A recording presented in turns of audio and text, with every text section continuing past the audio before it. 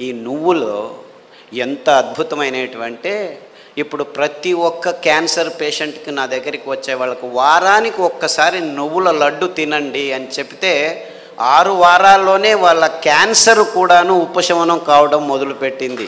అది ఎన్ని క్యాన్సర్ పేషెంట్లో నాకు లెక్కలేదు. ఇప్పుడు blood cancer, bone cancer, lung cancer, గర్భకోశం క్యాన్సరు, ఈ క్యాన్సరు, ఆ క్యాన్సరు, ఏదేదో పేర్లు 30 రకాల క్యాన్సర్లు పేర్లు పెట్టుకొని ఉన్నారు. ఏ రకాల క్యాన్సర్లు పెట్టుకున్నా, పేర్లు పెట్టుకున్నా, మీరు వారానికి ఒకసారి నువ్వుల లడ్డు మీరు మీ పిల్లలు తింటుంటే ఏ క్యాన్సరు మీ దగ్గరికి రమ్మన్నా రాదు. ఇది నువ్వుల గ్యారెంటీ. ఇది నువ్వుల గ్యారెంటీ. నువ్వులంటే ఏమనుకుంటున్నారు? కానీ డాక్టర్లు ఏం చెప్పారంటే 1990స్లో నువ్వుల నూనె తాగుతున్నావా నల్లగా అయిపోతావు, కొబ్బరి నూనె తాగుతున్నావా కొలెస్ట్రాల్ వస్తుంది, వేరుశనగ నూనె తాగుతున్నావా అఫ్లోటాక్సిన్స్ నరాల దౌర్బల్యం వస్తుంది అని చెప్పి మన పదార్థాలని ఎందుకు పనికిరావని చెప్పి ఈ విజ్ఞానులు, ఈ సైంటిస్టులు, ఈ పెద్ద పెద్ద ఇన్స్టిట్యూట్లు వాళ్ళు వందల వేల ఆర్టికల్స్ రాసేసి మన పదార్థాలని మనమే చీదరించుకునేట్టు చేసేసారు. ఇన్ఫ్యాక్ట్ నువ్వులంటే ఏం తెలుసా? ఎవరైనా చస్తే మన దేశంలో అనాదిగా నోట్లో నువ్వులు పోసి చివర్లో నారాయణ నారాయణ అంటారు. ఎందుకంటారు? అప్పి ఆ దేహంలో ఏదైనా ప్రాణం మిగిలి ఉంటే నువ్వులు పోస్తే వాడు బతికి బయటపడతాడు, నువ్వులు పోసినా బతకలేదు అంటే వాడు చచ్చాడు, తీసుకెళ్ళు దేహాన్ని. ఇంత అద్భుతమైన మహత్వకరమైన ఇది తరతరాలుగా వస్తున్న సంప్రదాయం. దాన్ని మనం విశ్లేషణ చేసుకోకుండా, అంటే నువ్వుల్లో ఇంత మహత్వం ఉంది అని తెలుసుకోకుండా ఎవడో ఏదో చెప్పాడని చెప్పి నువ్వులు అదంతకదే 2 సార్లు మనం సామెలు కొర్రలు వేస్తుంటే అవంతకవే పెరిగేవి. ఇంత అద్భుతమైన పదార్థం. ఏ చర్మ రోగమైనా నువ్వుల నూనె రాస్తే మాయమవుతుంది. రాయాలి నాకు ఇష్టం లేదంటే పొద్దున్న లేచి 3 చెంచాలు తాగండి, మీ ఎగ్జిమాలు, చుండ్రు, పిండ్రు, ఏమి చర్మరోగాలన్నీ మాయమైపోతాయి. ఇంత అద్భుతం ఉంది. ఏ ఒక్క విజ్ఞాని ఇంతవరకు, ఫారిన్ విజ్ఞానులను వదిలిపెట్టండి, వాళ్ళకి తెలియదు, మన దేశంలో ఉన్న విజ్ఞానులు ఇంతవరకు ఒక్కరు నువ్వుల మీద రీసెర్చ్ చేసి ఒక్క పేపర్ కూడా రాయలేదు.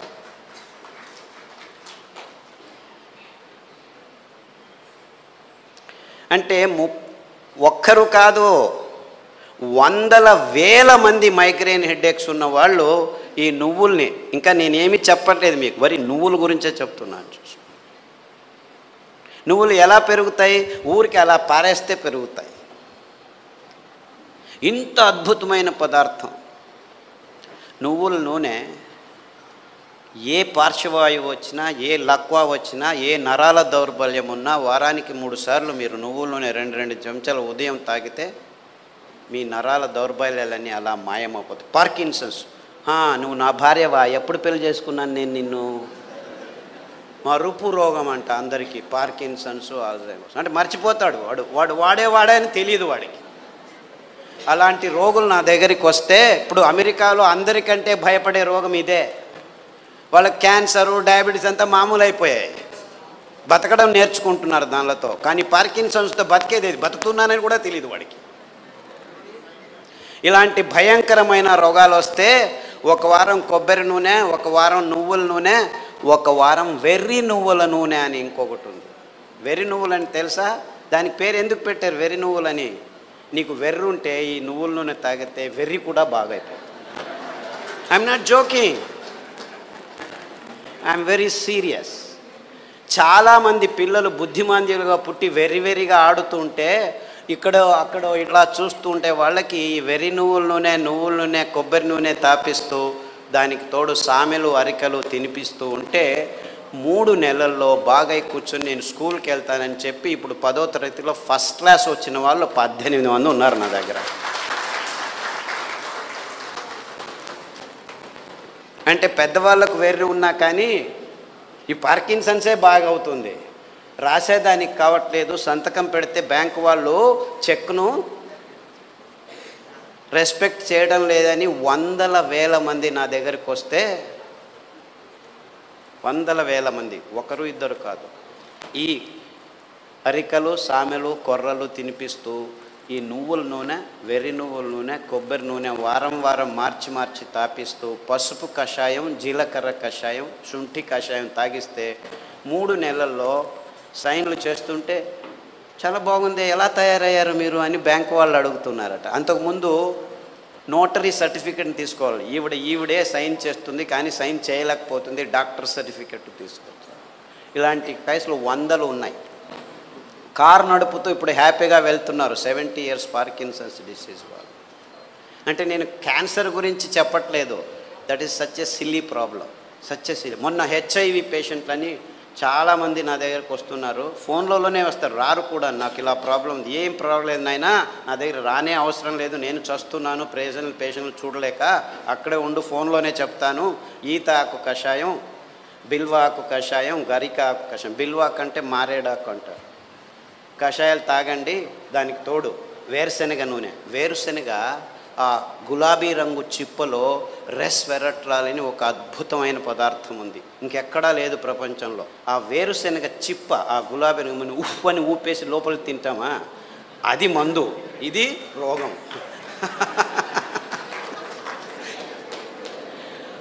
ఆ ఊపకుండా ఆ గులాబీ రంగు ఆ చిప్పను ఒక 10 గింజలు నానబెట్టి మొలకొస్తుంది, ఈజీగా బయటకు వస్తుంది, దాన్ని తీసుకొని తిను. దానికి తోడు వేరుశెనగ నూనె తాగితే అందులోనూ రెస్వెరట్రాల్ ఉంటుంది. సో వేరుశెనగ నూనె, కొబ్బరి నూనె, తర్వాత అరికలు సామెలు తినిపించి కషాయాలు తాగిపిస్తే 3 వారాలకు ఒకసారి డాక్టర్ దగ్గరికి వెళ్ళి మందులకు 3,000 నుంచి 6,000 రూపాయలు ఖర్చు పెడుతున్న వాళ్ళు ఇప్పుడు 3 నెలలైనా డాక్టర్ దగ్గరికి వెళ్ళకుంటే డాక్టర్ ఫోన్ చేసి ఏమి రావట్లేదే అని అడుగుతున్నారు.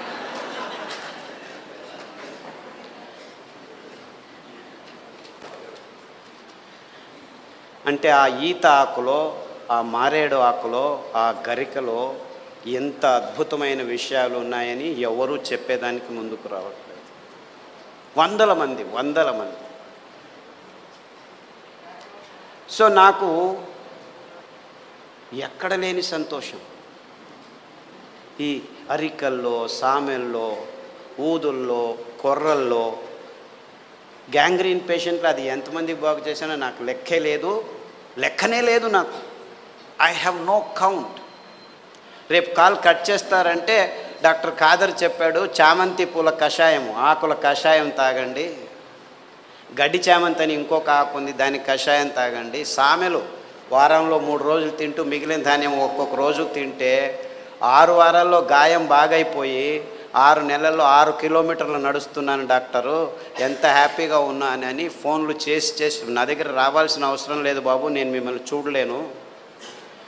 ఫస్ట్లో 100 మందికి నేనే గాయం బాగు చేసి క్లీన్ చేసి అంతా చేసి బాగు చేసి, ఇప్పుడు నా దగ్గర రావద్దండి మీరే చేసుకోండి అని చెప్పేసి ఫోన్లలోనూ యూట్యూబ్లోనూ పుస్తకాల్లోనూ రాసేస్తే ఇప్పుడు ప్రతిరోజు ఇంకా ఫోన్లు బాగలేదని చెప్పి ఫేస్బుక్లో వాళ్ళే రాసుకుంటాను, వీడికి ఎందుకు చెప్పడం అనవసరం.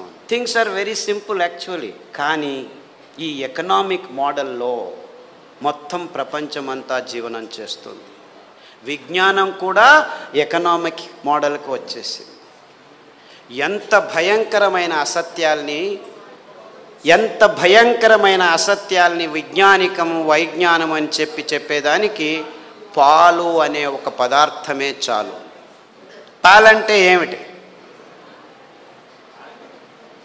ప్లాస్టిక్ సంచుల్లో 10 రోజులు కోల్డ్ రూమ్లో పెట్టి హోమోజినైజ్ చేసి పాస్చరైజ్ చేసి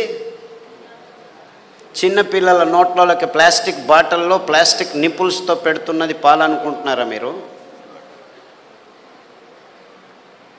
పాలంటే తల్లి తన స్తనం నుంచి నేరుగా పాప నోటికి అందించే అద్భుతమైన అస్థిర పదార్థం. అంటే నేరుగా, ఇంకా మధ్యలో ఏం ఉండకూడదు, నో ప్రాసెసింగ్, నథింగ్. అది మనిషి కావచ్చు, ఆవు కావచ్చు, పులి కావచ్చు, ఏనుగు కావచ్చు. పాలు నిర్వచనం ఇది. కానీ విజ్ఞానం పుస్తకాల్లో ఏం రాసుకుని కూర్చున్నాం మనం? పాలు పరిపూర్ణ ఆహారం అని అందరూ పాలు తాగడం మొదలుపెట్టారు.